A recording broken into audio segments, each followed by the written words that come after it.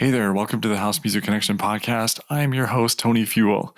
Each week, I have a conversation with a different artist where we discuss personal stories, challenges, successes, production process, and more. Ultimately, the goal is for all of us to feel a greater sense of connection to the house music community and to one another. So let's get right into the conversation. All right, so for listeners, we're talking to Kelly Kel, DJ Kelly Kel out of South Carolina, and she's going to tell us about, herself and a pretty amazing project that she's started in the Deep South for house music and whatnot. So with that, Kelly, why don't you want to just go ahead and introduce yourself to listeners? Sure. Hey, everyone. Shall I say peace and blessings to everyone? Shout out to Tony Fuel Podcast. We certainly appreciate the invite. Just honored to be here and be able to share a part of our story with everyone who's interested. And if you're not interested, we hope that you will find your way to be interested in what we're doing all the way down here in South Carolina. Nice. So you've got a kind of a radio voice. Have you done any radio DJ work? Well, people will tell you, Tony, I do love the mic. Okay. Nice. I am DJ Kelly Kel, the founder of the Columbia House Music Project, South Carolina's signature award-winning soulful house music movement. We started this movement back in 2018. In the capital of South Carolina, which is Columbia. You'd be surprised how many people don't realize that Columbia is the capital of South Carolina. I am a native of South Carolina.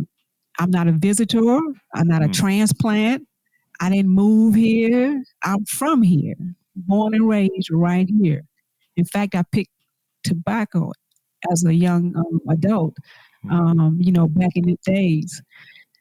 So my history here is deeply rooted. I love South Carolina. Out of all the places I could be in the world, I love South Carolina. And there's no place else I'd really rather be. As you know, I have branded myself as the Southern girl. It's because I'm a Southern girl and I love Southern things. So I pretty much just took that piece of myself and our history here in South Carolina and implemented that into house music and the house music scene here in South Carolina. Just quite frankly, it has been very successful. And we are definitely grateful for the opportunity to serve and, more importantly, deliberately spread love. And that's what we do down here. That's right. Nice. It's all about the love, right? Yeah. Yes.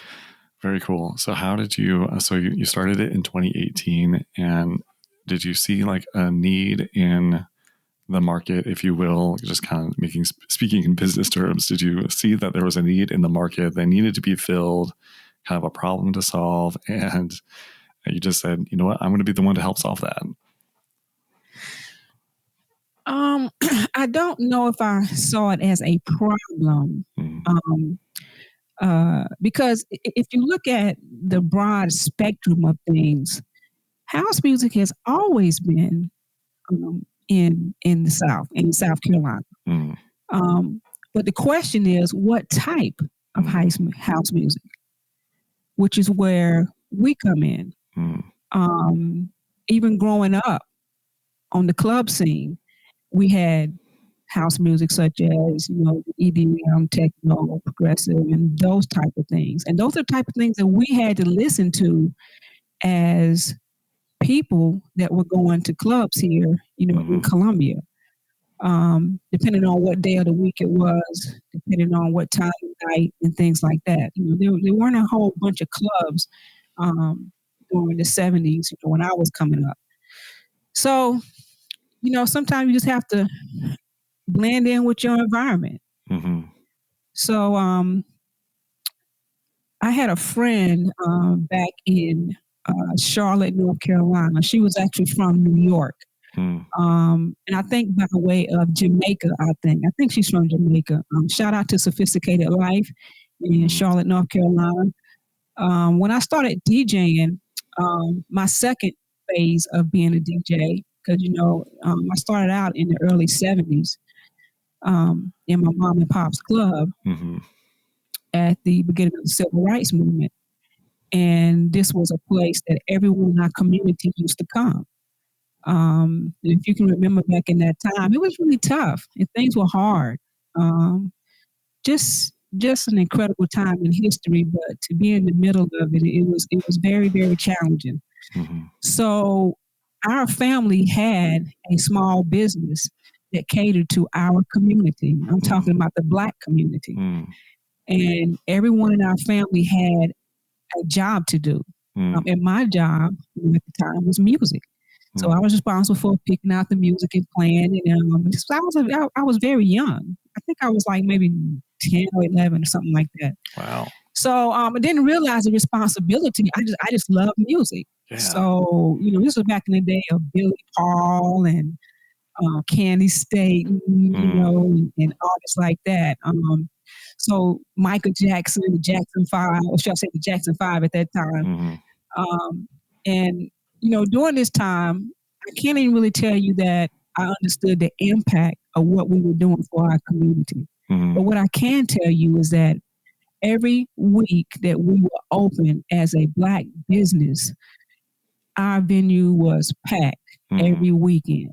It was the only place that people had to come to just let it all out, be free, come dance, come, buy your food, come fellowship with your neighbors and your friends from the other surrounding areas. So this carried on throughout my life as a DJ. I don't really think I got totally serious with it until probably like the mid 80s and then again in the 90s. For me, it was off and on, but I was very successful everywhere I went as a DJ. I think it was because I was a woman, first of all, and I've always been creative. I love building. I love creating. I think I'm a creator by nature. It's just what I do naturally. A lot of things that I create is effortlessly.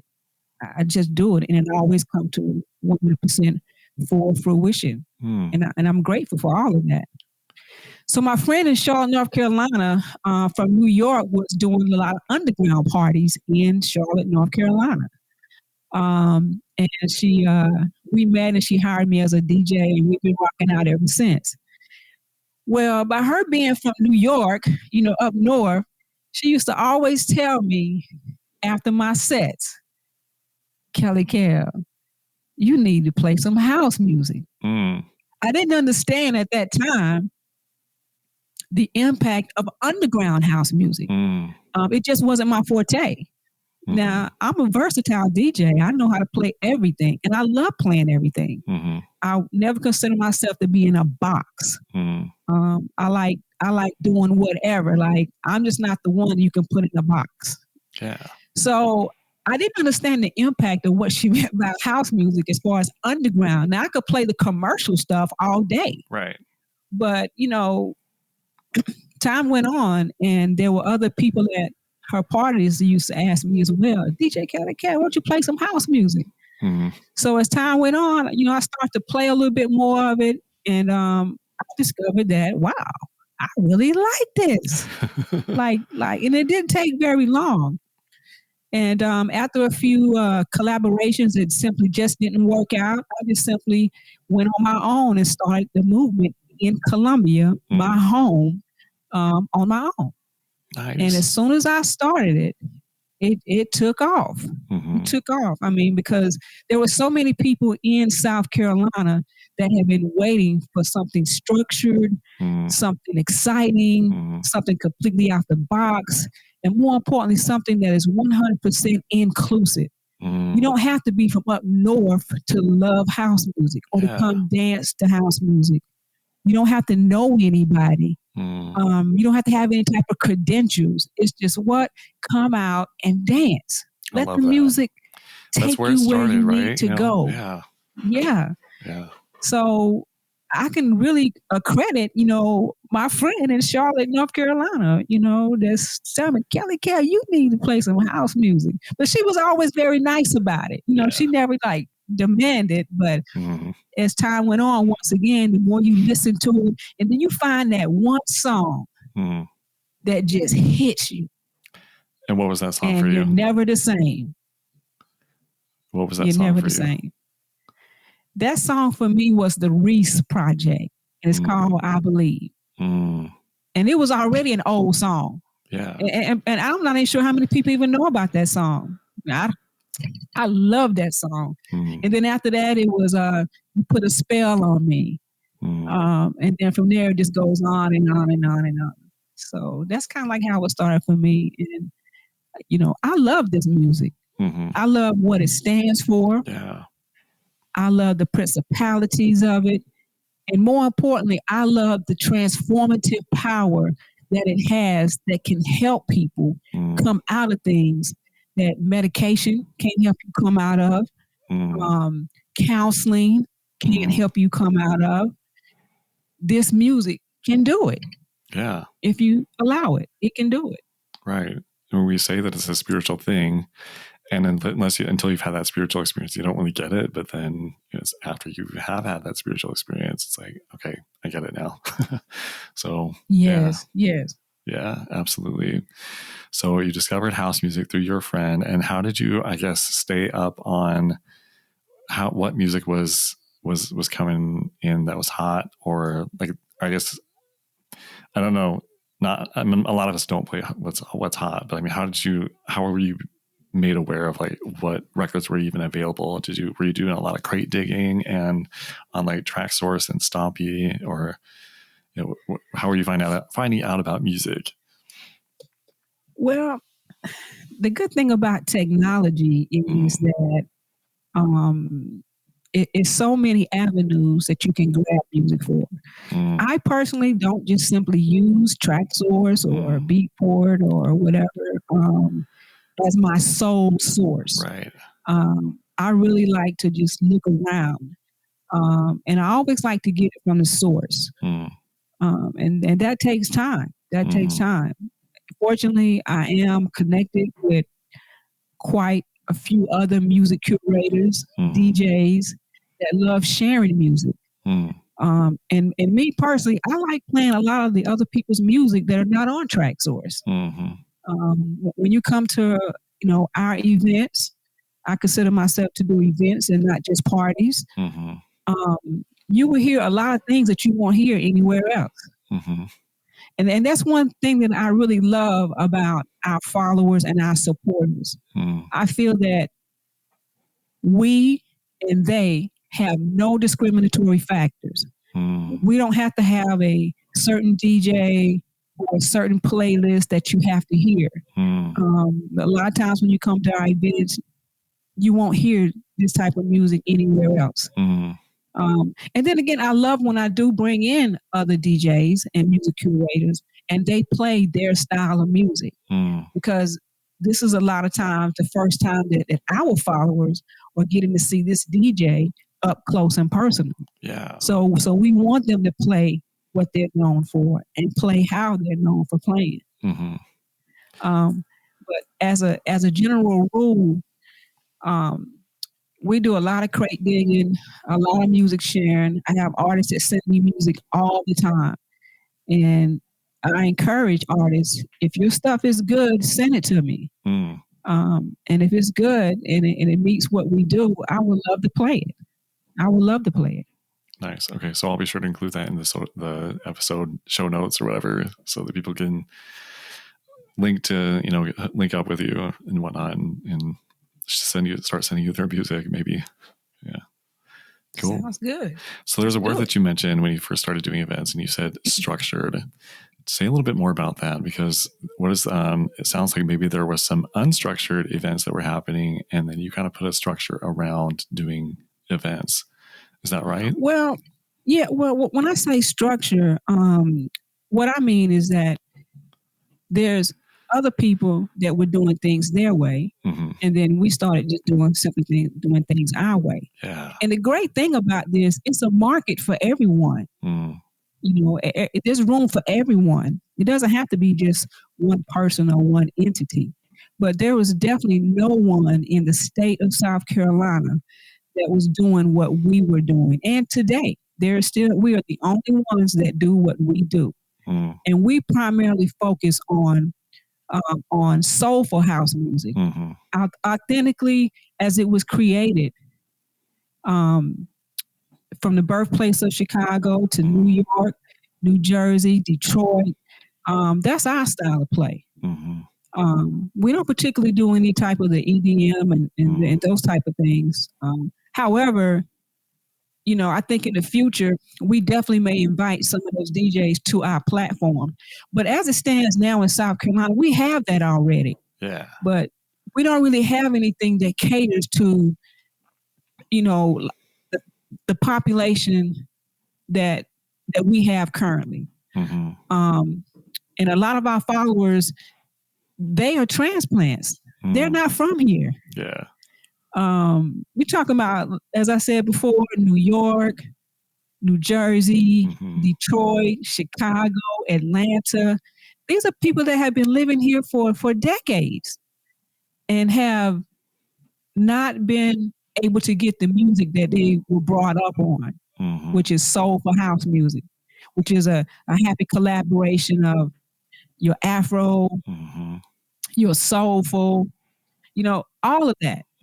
So we're happy, to be able to have a platform just for that. Yeah. And I say this in love, when I was coming out, we didn't have that here. Yes, we had DJs playing house music, but it was not authentic house music in correlation to how house music truly began. Yeah. So it feels good to be able to set up our equipment, and when you come in, you hear everything of how house music started. That's what you can expect when you come to our events. Nice. So you also used the word movement. So can you say more about how you consider the Columbia House Music Project a movement? Yeah, we're a movement. It's kind of crazy because when I created the name Columbia House Music Project, I wanted people to understand right from the beginning that we are what you consider to be poetry in motion. We are always moving forward. The project is planting those time capsules that, once they grow, they can only grow in love. So it has to be created in love. We don't own anything. It belongs to the people. Yeah. So everything that we create, we will forever be moving forward. We're forever moving forward. That's why we are a project. I love it. We're always learning. We're always expanding the mind. We're never afraid to create.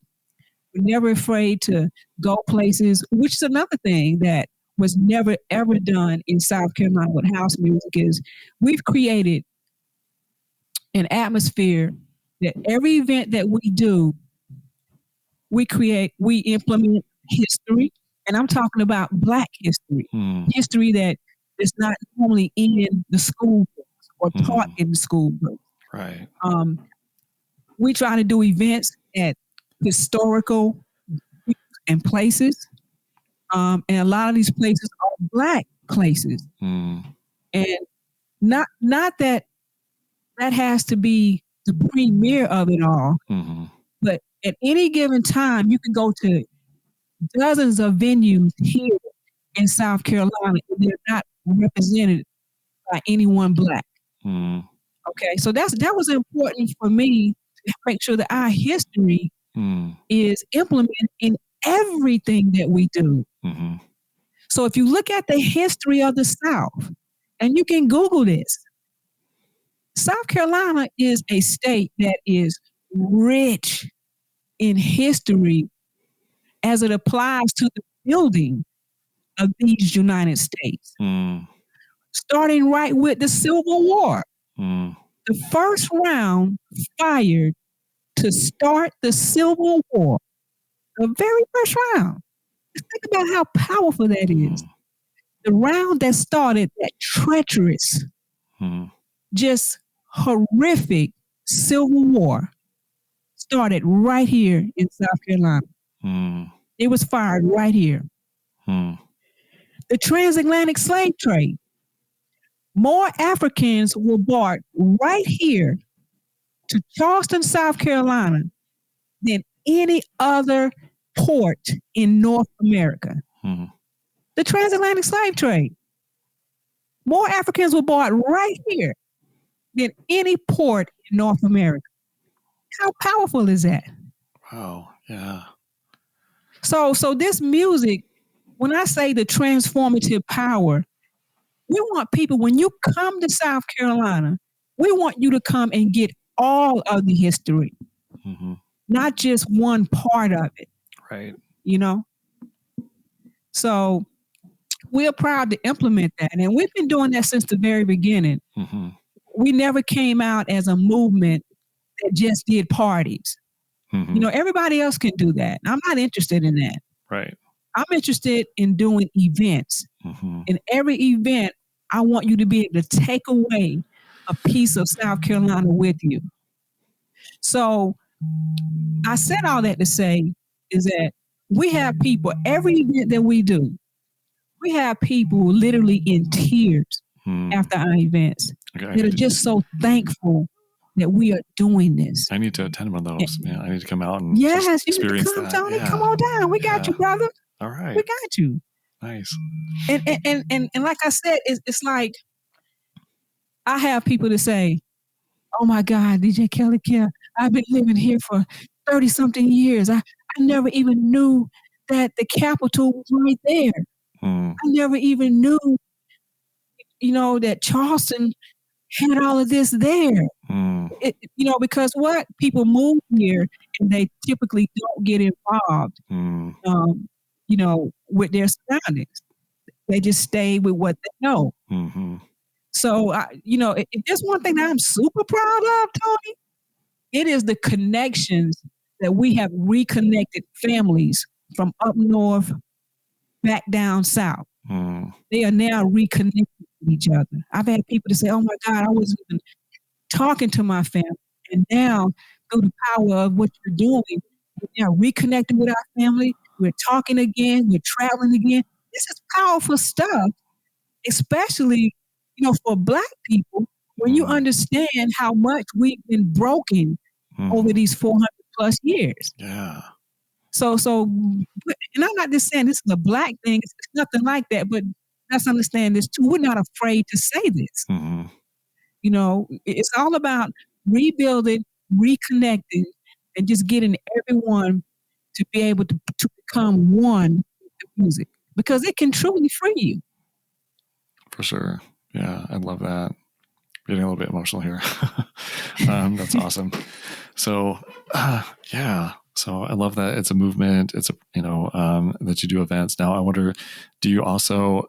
Of course, the main backdrop is the music and whatnot. But do you also include artwork or art installations or food? A certain kind, food that is like representative of that kind of like is meant to be associated with the music, to kind of provide that, more multi-sensory experience or anything like that?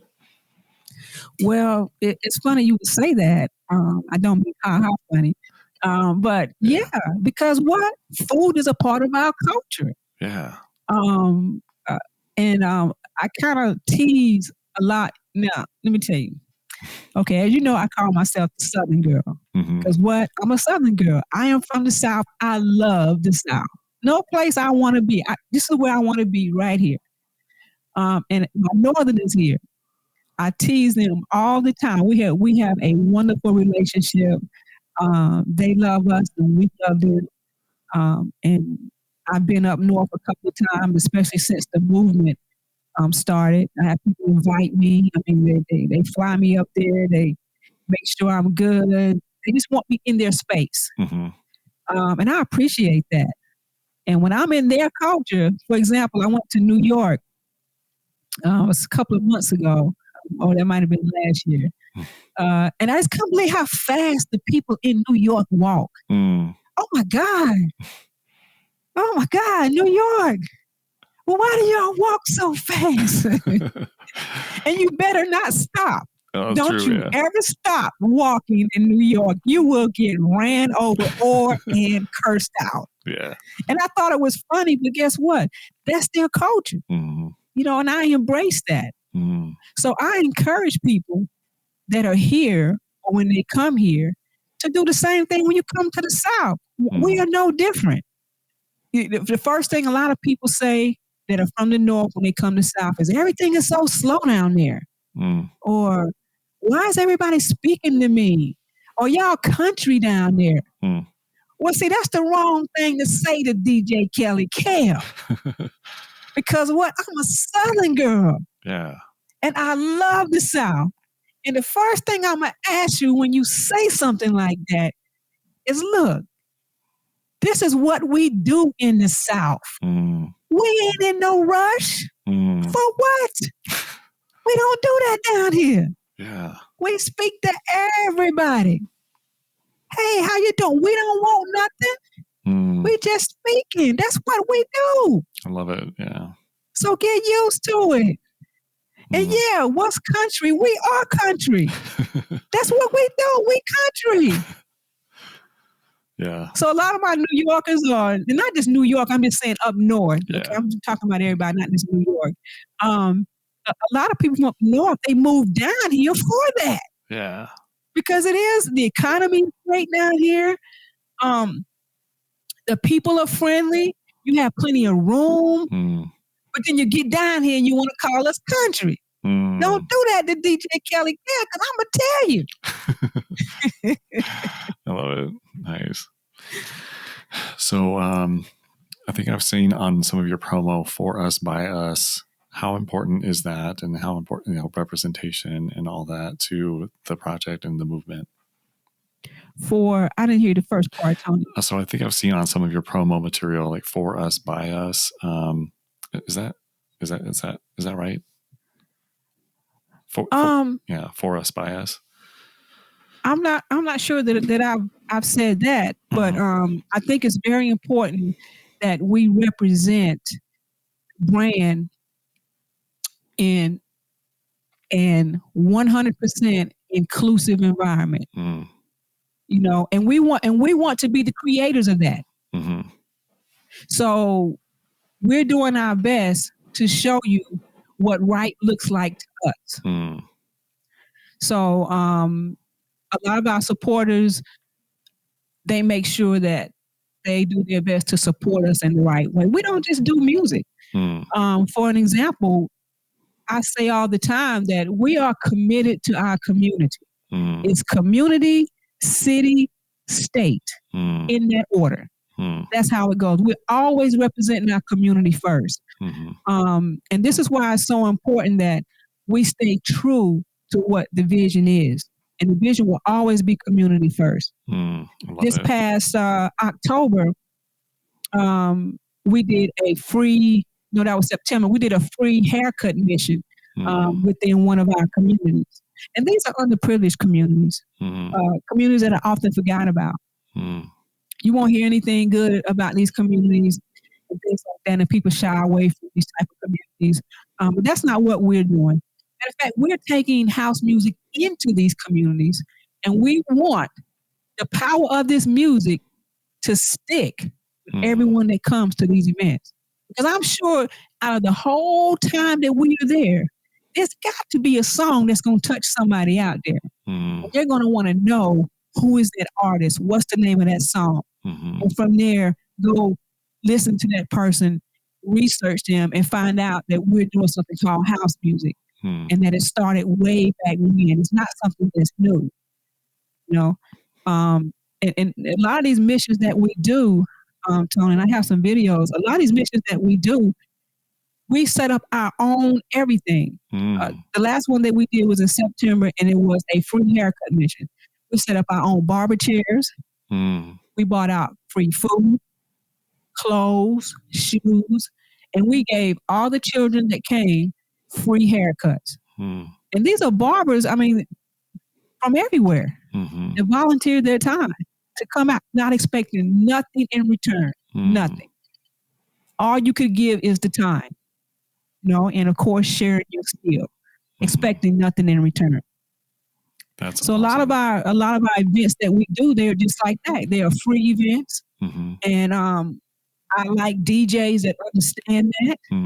That if you would like to volunteer, there's no need to expect anything in return. You know, we don't owe you nothing, don't owe you a favor. If that's your mindset, there's no need to even apply. You know, because there is no dollar amount that you can give for these type of circumstances and events. Right. There's no dollar amount. So we don't ever want to taint the vibe that we've created when we go into these communities. And it can, I gotta tell you now, it can be definitely addictive once you really start helping and you start seeing the impact. Yeah. That the young people are listening. I mean, they're paying attention. You know, it's just so, it's crazy. I love it though. I love it. So do you have any sponsors or anything like that? I mean, do you have any sponsors? Well, we're always looking for sponsors. Yes, we definitely have. We have our sponsors that help us throughout each event and in between. And we do our best to vet any sponsor that wishes to do anything. We have to be certain that we want to help for the right reasons. Right. And right now, you know, we have been a 100% grassroots movement. We've done everything without asking anyone for anything. And I'm grateful for all of that. And it hasn't slowed us down. We've been able to do everything that we wanted to do and more. So yeah, we're definitely open to reviewing sponsorship. And remember, sponsorship comes in all different types of ways. It's not just monetary. Yeah. You can donate food, you can donate clothes, and guess what? The number one thing that you can donate is time. Yeah, for sure. So do you have is this all pretty much, you know, you spearheading things, or do you have a team of people that have kind of bought into the vision enough that they're, you know, helping you with setting things up and all that? I mean, it sounds like it would be really hard for one person to do by themselves. Yeah, so that's what my team said when we first met. They couldn't believe it was just me that was out there doing everything. But I never looked at it like that. Yeah. But yeah, when we first started, it was just me. I had the equipment, you know, and everything because I'm a music lover. I've never, and I've always had the mindset is that you need to own what you have. So everything that we have, we own it. So we can go do everything that we need to do without having to borrow stuff and things like that. But I do have a team. They've been rocking with me for 6 years now. Shout out to my sister, Misa Chai. She's from Newark, New Jersey. She says she's a Jersey girl in a South Carolina world. Also, my brother, DJ Cat the Hat. He's from Rahway, New Jersey. He played alongside his brother at Club 12. I think that was in Asbury Park, I believe. And also, we also have our other satellite members. A lot of our members, Tony, and helpers, they don't even live here. They travel in to help us. But those are my guys that are on ground, like right here. More recently, we also have brother Jake Lenz and his wife Latasha. They're on board with us. DJ Tony Garrett out of DC, and many more. People just volunteer to help us like all the time. Yeah. Hey, Kell, when you having an event, let me know what you need. So yeah. Nice. And I'm happy with that because once again, you know, to me, titles have never been important. It's just what you give. And you just have to have a certain type of mindset and a certain spirit to be able to truly do things without expecting anything in return. And that's been the biggest battle. But it always worked out. Yeah. It always worked out. So I read a book by Adam Grant called Give and Take, and he talks a lot about givers and takers and matchers and whatnot. And I wonder, how do you, I guess, kind of filter out the people who are just takers and haven't yet got it yet for the giving part, you know? Well, I will admit that I just have become a little more stricter with accepting, volunteers and stuff like that. But once again, I'm kind of like a free spirit per se. I don't know. Yeah. Your spirit can clearly tell you that this is not going to be the right thing for the right person or whatever. And every time you go against what your spirit tells you, you will see you should have listened the first time. But it's okay because, I truly believe that we are spirits having a human experience. Absolutely. So I don't mind taking a step back to look at that lesson that I should have learned. But yeah, I seem to always give people the benefit of the doubt. And I'm not really, I never looked that you should be bad first, because in my mind and in my heart, I feel like maybe this opportunity could be the opportunity that helps turn you around. Yeah. That's how I look at it. What if everyone could probably see that you're not the right fit and never give you a chance?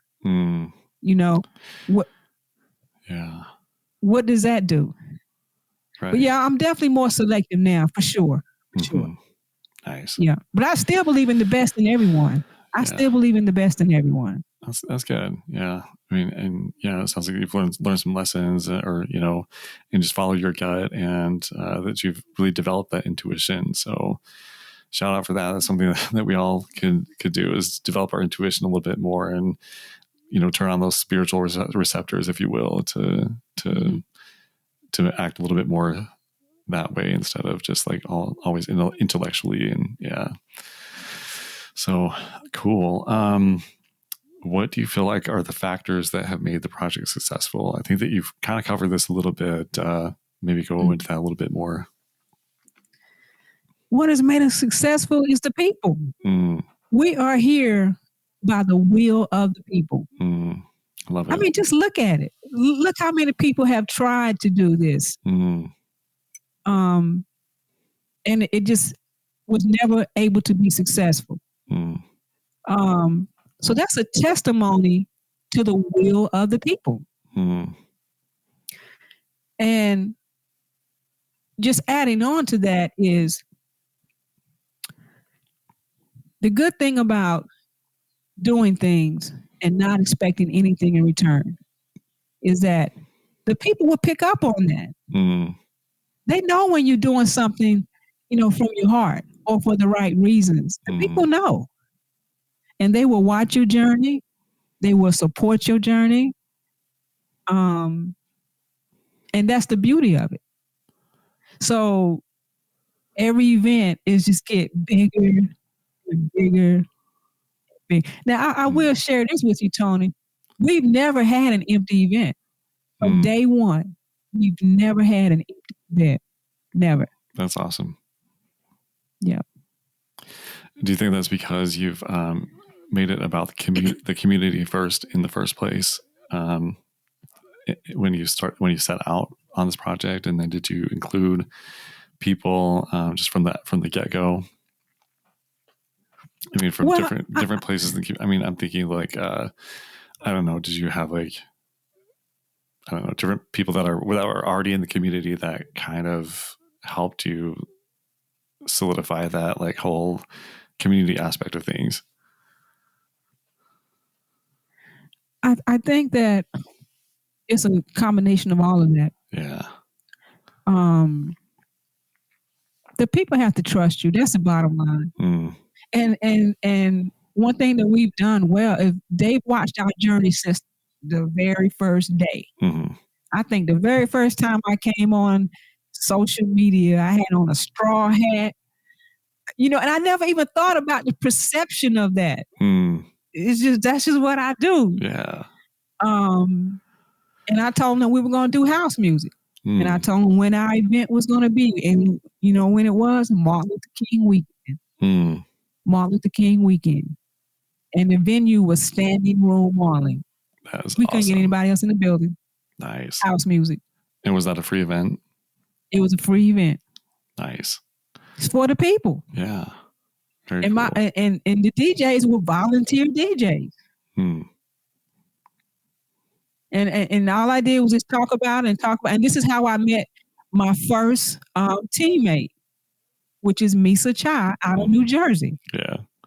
And she tells the story that she had been in South Carolina. And she's a retired veteran. She had been in South Carolina for I don't know how many years and had never heard of a house music event.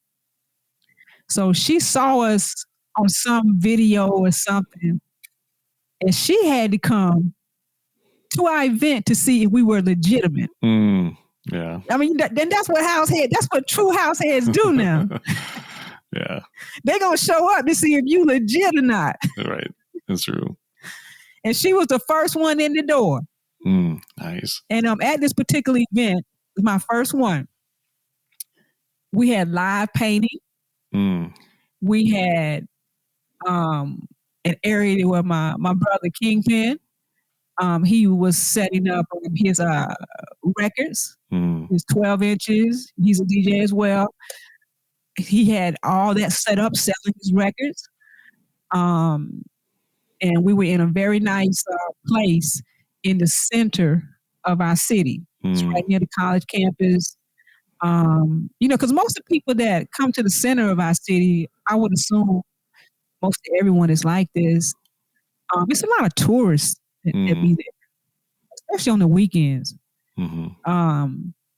But yeah, that's how that happened. Nice. So I'm kind of switching gears a little bit. So I see a lot of equipment here in the background. Are you, you're a musician. Do you have any house music productions that are out there that people can go out and buy or listen to or, whatever download stream?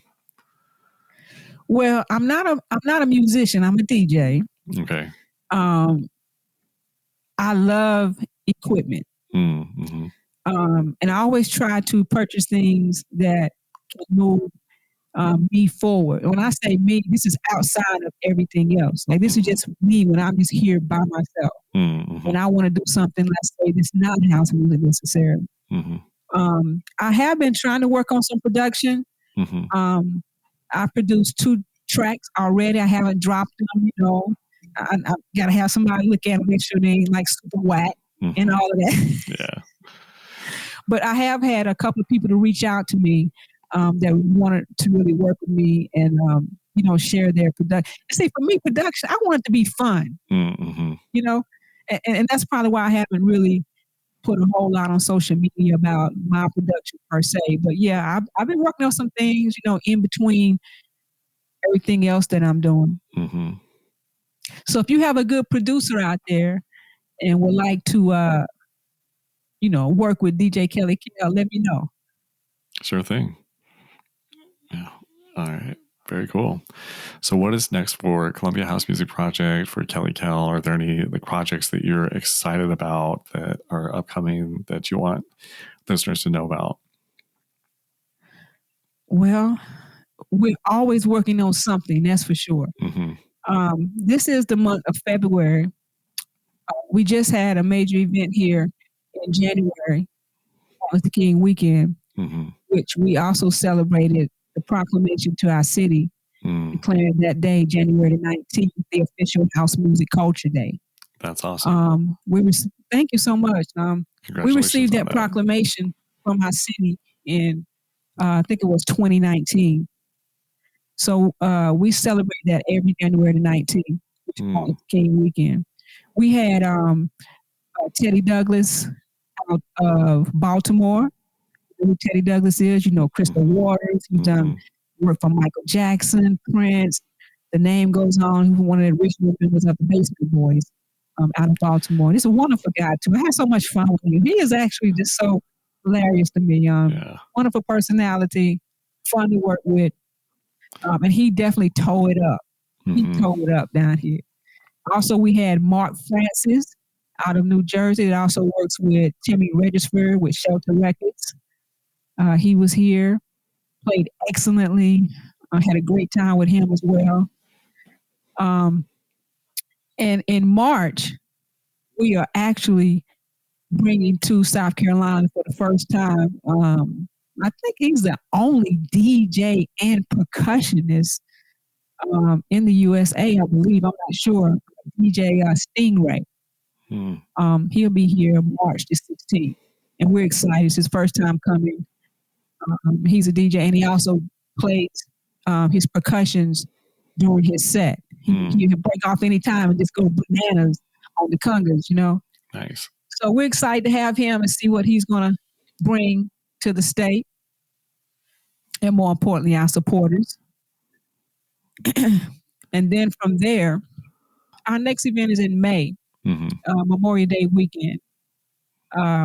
This will be the 4th year we're doing this as well.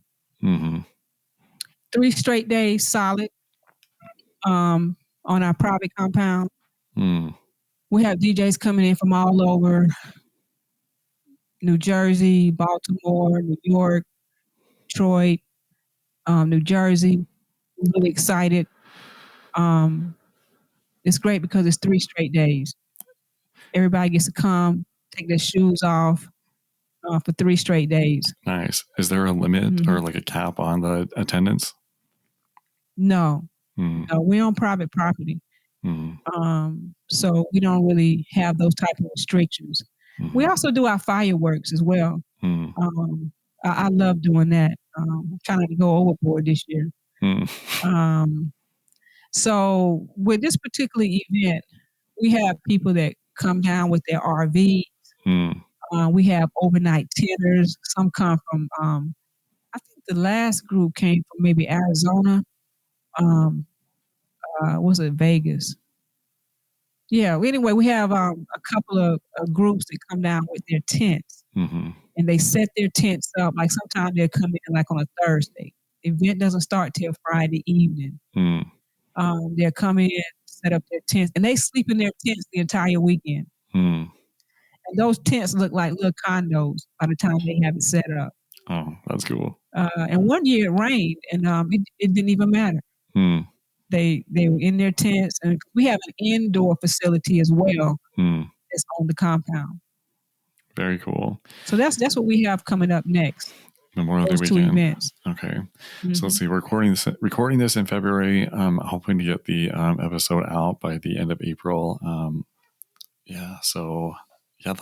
Hopefully we'll get the word out. I'll help you get the word out. Not that you need any help, but try to always use help. Yeah, for sure.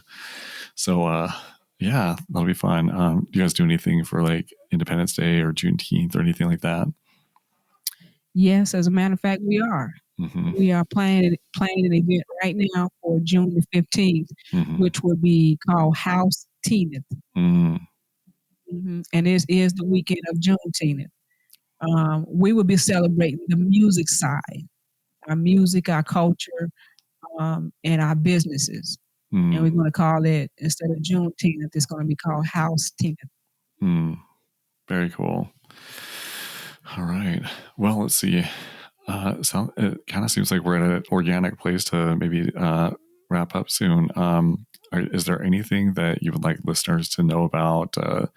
Any central advice or central theme, or that you'd like to leave listeners with?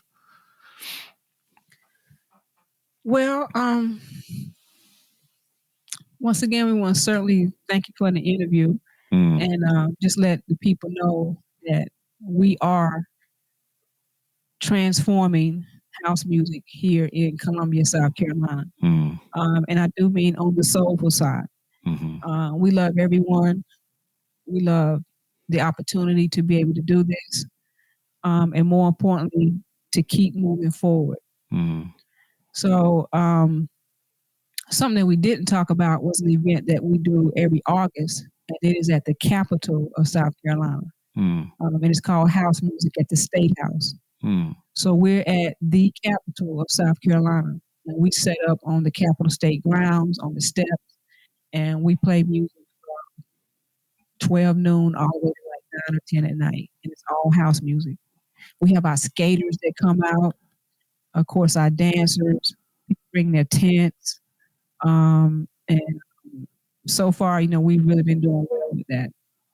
And we've had other entities throughout South Carolina to invite us as well to come and do an event at their venues. And we're happy for that because we always want to like set the pace for what we want to see in the future. Mm. So a lot of these venues are known for house music, and that's important that they see us and they want us in their space. Mm-hmm. So that's awesome. So we want the people to know that we're here, and we love collabing. We love networking. Mm-hmm. If you're ever in South Carolina, we want you to look us up.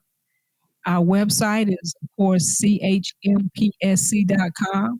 and that stands for ColumbiaHouseMusicProject.com.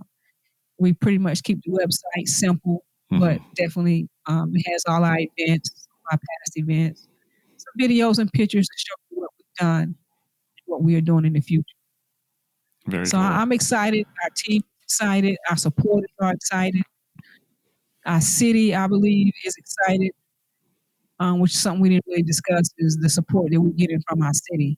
And I love that because it's great when your city recognizes what you're doing and they are involved as well.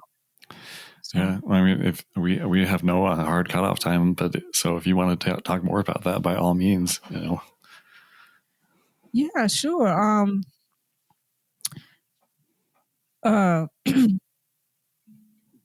next few events that we were doing, we already said that in March we're bringing DJ Stingray, and that's the first time that he's ever been to South Carolina.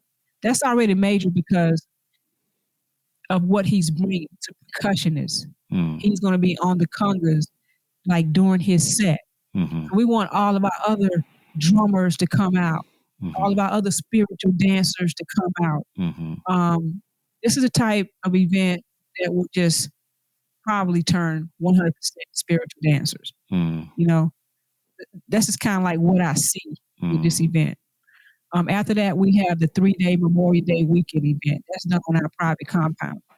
Another event, we invite people to come and get grounded. We're on private property for 3 straight days. We go nonstop. We don't turn the music off. We go nonstop for 3 straight days. It's not like Woodstock. It's a little more organized than that. But it is organic. And the people that travel, every year we book out 2 hotels, and each year they all sell out. More importantly, we have organic vendors there. Most of the food you get will be grown right on the land. Oh, nice. That's the type of vibe that we have. And then coming up in June, for the first time, we'll be doing our House Tina Festival, represent Juneteenth and what music has done for our culture. Of course, after that, we'll be moving into our event at the capital of South Carolina, House Music at the State House. That's another.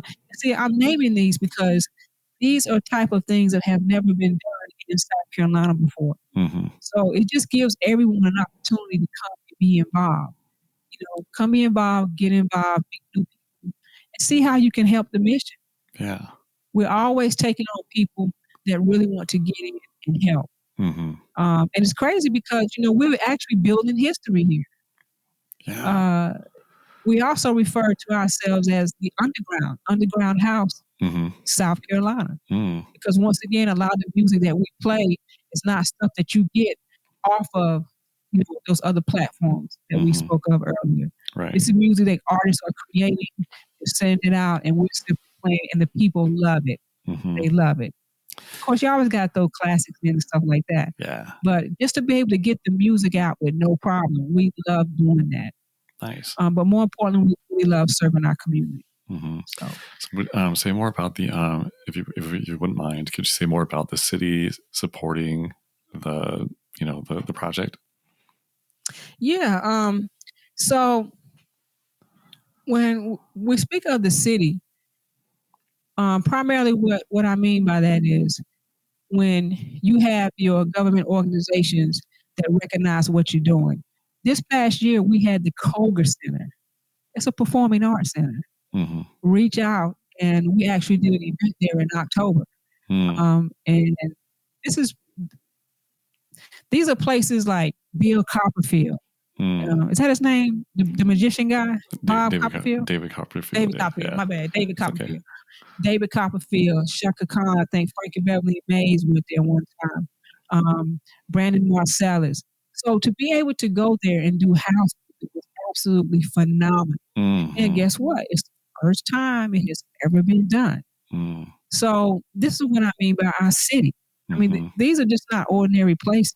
And there have been, several others that have invited us to come out. I just named the state capitol.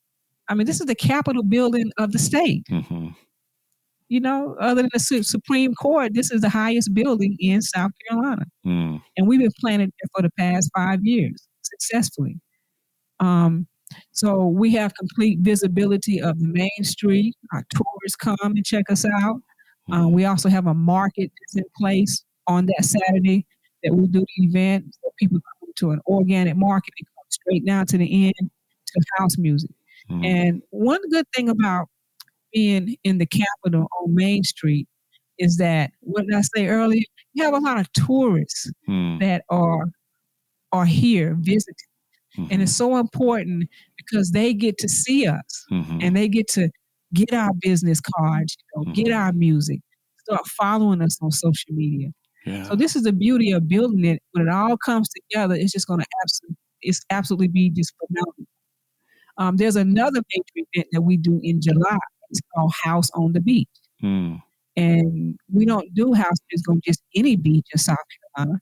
We're actually in Charleston. And if you know anything about history or whatever, Charleston is at the bottom of South Carolina. That's why we call it the Low Country. It's at the very bottom of South Carolina. This is actually where the slave ship landed in Charleston, South Carolina. This is where we do house music for House on the Beach. It's all part of bringing that history into our events. So we've been doing this event for 3 years. That Friday night, we start off with a silent headphone party, which is bananas. We have the whole beach lit up, playing house music. That sounds awesome. And then Saturday, we go on to private land. We set up our tents, our outdoor gear. We play, of course, house music for the rest of the evening. And then Sunday, we have our finale. So, yeah. And then that moves us on into the winter time, which we do our final event of the year in November, which is Veterans Day weekend. Again, that's a 3-day event. And I can tell you right now, last year it was crazy. We had just such an incredible time. I wish I had time to pop up some of our videos where you could just see the energy of what we do down here on our website. Well, if you send me some of you guys have time to check our website out. Send me some of the files, and I'll try to include it in the somewhere in the podcast on the video part of it. Yeah. That way people can kind of see, and maybe I'll just use that as some B-roll for the podcast. Yeah. Yeah. And one thing about this thing, Tony, this music thing is that everyone has a place in it. Everyone. It doesn't matter who you are. Everyone has a place in it. And you can certainly find your place in it. I love it. And I think that one of the most beautiful things with this music is just knowing the power that it has. The power. So much power for good. And that's what we like most about doing what we're doing. It's taking the power of the music, putting it in the communities, and showing the good it can do. So when we go to organizations, government, city, whatever, look, don't take our word for it. Look, you see for yourself.